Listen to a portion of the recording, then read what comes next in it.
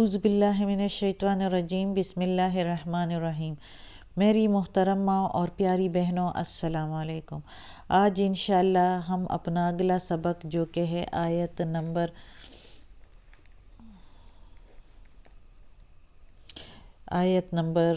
74 اور آیت نمبر 75 انشاءاللہ پڑھیں گے۔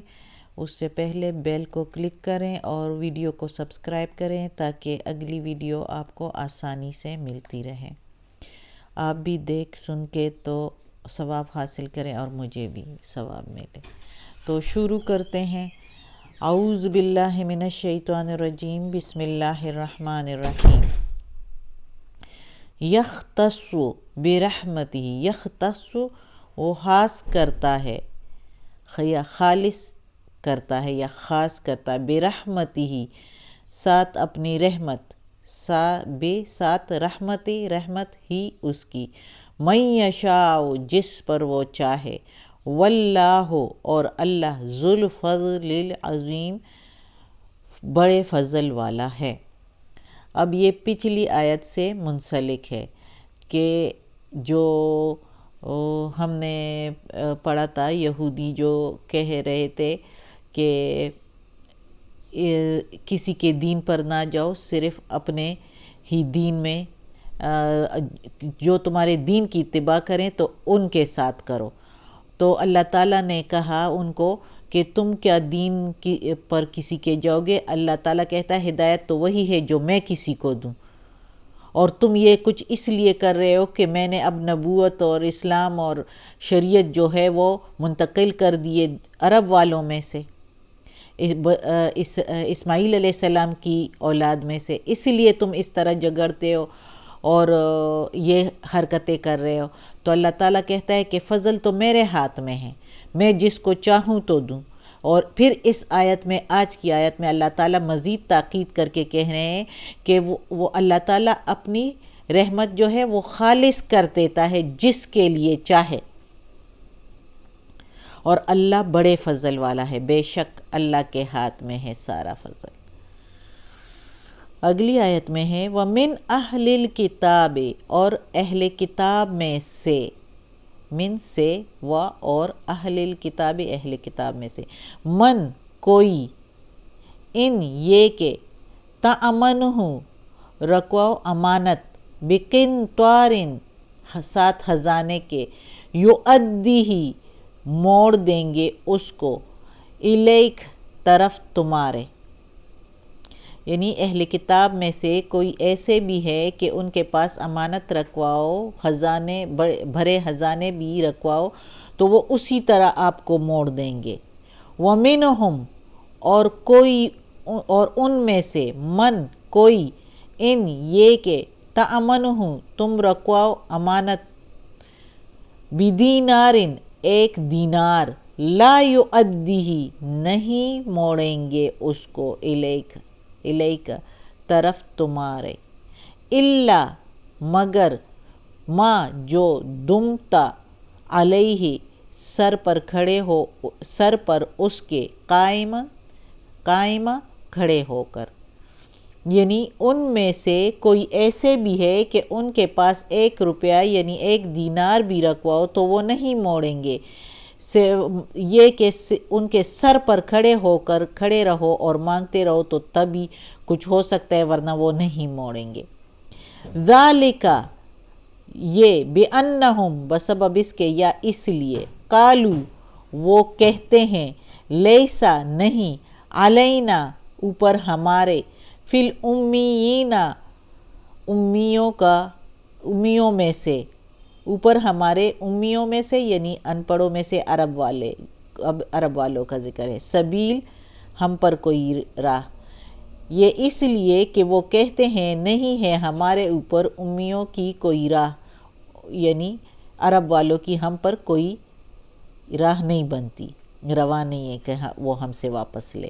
وَيَقُولُونَ اور وہ کہتے ہیں، عَلَى اللّٰہِ اوپر اللہ کے، الکذب جھوٹ، وَهُمْ يَعْلَمُونَ اور وہ جانتے ہیں، یعنی وہ جان بوجھ کر جھوٹ بولتے ہیں۔ اب اس آیت میں اللہ تعالیٰ کہتا ہے کہ اہل کتاب میں سے بعض لوگ ایسے ہیں کہ ان کے پاس خزانے بھی رکھواؤ تو وہ واپس موڑ دیں گے.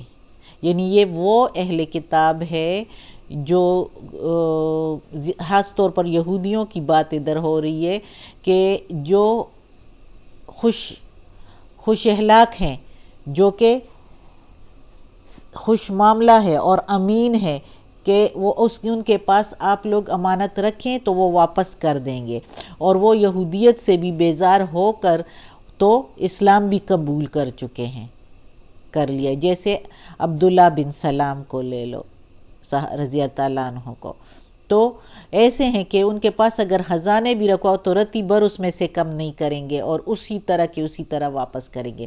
لیکن ان میں سے کچھ ایسے بھی ہیں کہ ان کے پاس 1 روپیہ بھی رکھواؤ تو وہ نہیں موڑیں گے. اور وہ کیوں نہیں موڑیں گے؟ وہ اس لیے کہ وہ کہتے ہیں، انہوں نے بہانہ بنایا ہوا ہے کہ جو ہمارے مذہب پر نہیں ہے، جو ان پڑھ ہے، جو عرب والے ہیں، ان کا ہم پر کوئی راہ نہیں ہے، ان کا قرضہ دینا واپس ہم پر روا نہیں ہے. بہانہ بنایا ہوا ہے کہ یہ اللہ کی طرف سے ہیں اور یہ اللہ پر جھوٹ بول رہے ہیں. اور خاص طور پر وہ ان کے لیے کہہ رہے تھے، ان عرب والوں کے لیے جو کہ اپنی آبائی مذہب چھوڑ کر مسلمان ہو چکے تھے، تو ان کے لیے اسپیشلی یہ خاص طور پر کہتے ہوتے تھے کہ ان کا قرضہ واپس دینا یا ان کی امانت واپس دینا ہم پر روا نہیں ہے، ہمیں فرض نہیں ہے کہ ہم ان کو واپس دے دیں.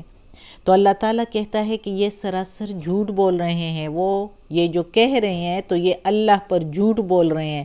اللہ نے ایسے کبھی نہیں کہا کہ کسی کی امانت نہ دو، چاہے وہ کسی کی بھی ہو. اب آگے پڑھتے ہیں اگلی آیت میں، دیکھیں اللہ تعالیٰ کیا کہتا ہے. بلا من اوفا، بلکہ جو کوئی اوفا پورا کرے بے عہدہ ہی، ساتھ عہد اس کے، واتقا اور ڈرتا رہے، فإن اللہ، پس بے شک اللہ،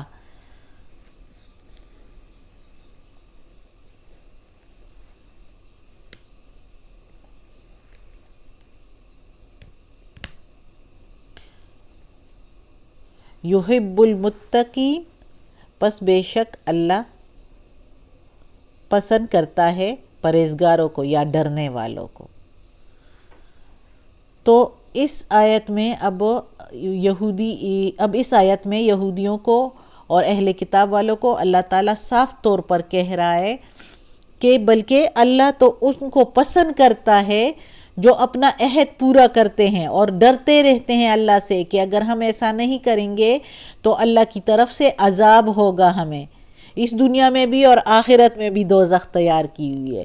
تو اہل کتاب والوں کو تو اسپیشلی سب کچھ ماننا چاہیے کہ ان کی کتاب میں بھی سارا کچھ یہی آیات ہے جو کہ ہماری کتاب میں ہے، لیکن انہوں نے کافی تبدیلیاں کر کے اس میں اپنی دنیاوی غرض کے لیے کافی چینجنگ کر دیے، تحریف کر دیا ہے.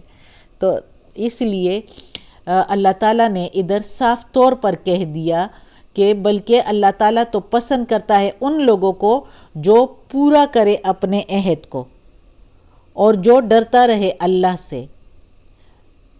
اور اللہ تعالیٰ جو ہے وہ پسند کرتا ہے پرہیزگاروں کو، یعنی اللہ تعالیٰ ان لوگوں کو پسند کرتا ہے جو اپنے عہد کو پورا کریں اور جو اپنے عہد کو چاہے وہ اللہ سے کیا ہو چاہے لوگوں سے کیا ہو، اور ڈرتا رہے اللہ سے، اور جس کی امانت ہو تو وہ ان کو پورا کرے، یعنی خیانت نہ کرے، ڈرتا رہے اللہ سے. تو اللہ تو ان کو پسند کرتا ہے. تو ایسے کیسے کہہ سکتا ہے اللہ تعالیٰ کہ ان کا حق نہیں ہے، کہ وہ اس مذہب پر نہیں ہے تو اس لیے آپ ان کا امانت، ان کی امانت، ان کا قرضہ جو بھی ہے ان کو واپس نہ کرو. ایسے اللہ نہیں کہہ سکتا. اللہ تعالیٰ ہمیشہ اپنے بندوں کو برابر رکھتا ہے. صرف یہ کہ کوئی متقی ہو، جو پرہیزگار ہو، اس کے لیے اللہ کے نزدیک زیادہ درجہ ہے. لیکن جو اگر متقی نہیں بھی ہے اور اس کی امانت کسی کے پاس ہے تو اس کو بھی پورے کا پورا واپس کرنا ہے. یہ اللہ کی مرضی کہ اگر وہ متقی نہیں ہے، وہ صحیح آدمی نہیں ہے، وہ فرما بردار نہیں ہے اللہ کا، تو وہ اللہ کی مرضی، اللہ پھر اس کو کیسے عذاب دیتا ہے. انسان کو نہیں کہ انسان جو ہے کہے کہ یہ فرما بردار نہیں ہے اللہ کی تو اس کی مال و دولت سارا میں ہڑپ کر جاؤں، یہ نہیں ہے، اللہ کسی کو یہ اجازت نہیں دیتا۔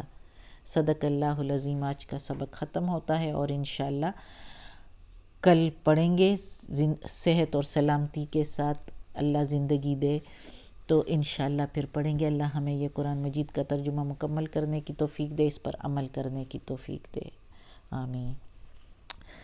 اعوذ باللہ من الشیطان الرجیم، بسم اللہ الرحمن الرحیم۔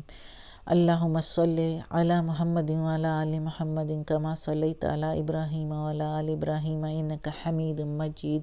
اللہم بارک علی محمد وعلی آل محمد کما بارکت علی ابراہیم وعلی آل ابراہیم انک حمید مجید۔ یا اللہ، یا غفور الرحیم، یا رحمان الرحیم، یا مالک یوم الدین، یا علی کل شیء قدیر، یا اللہ ہماری دعا قبول فرما، یا پروردگار، یا رب العالمین، ہمیں، ہمارے والدین کو، ہماری اولاد کو، ہمارے گھر والوں کو، ہمارے بھائی بہنوں کو، ہمارے بھابھیوں نندوں کو، ہمارے رشتہ داروں کو، کل مومن مسلمانوں کو جنت فردوس میں جگہ عطا فرما، دوزخ کے عذاب سے بچا، قبر کی سختی اور وقت نزاع کی سختی آسان فرما۔ یا اللہ ہمیں عافیت والے معاملات دے، یا اللہ ہمیں پریشانیوں، بیماریوں اور تکالیف سے بچا اور ہماری بیماریاں اور پریشانیاں اور تکالیف ختم کر دے، یا اللہ ہمیں عافیت والے معاملات دے، آمین ثم آمین۔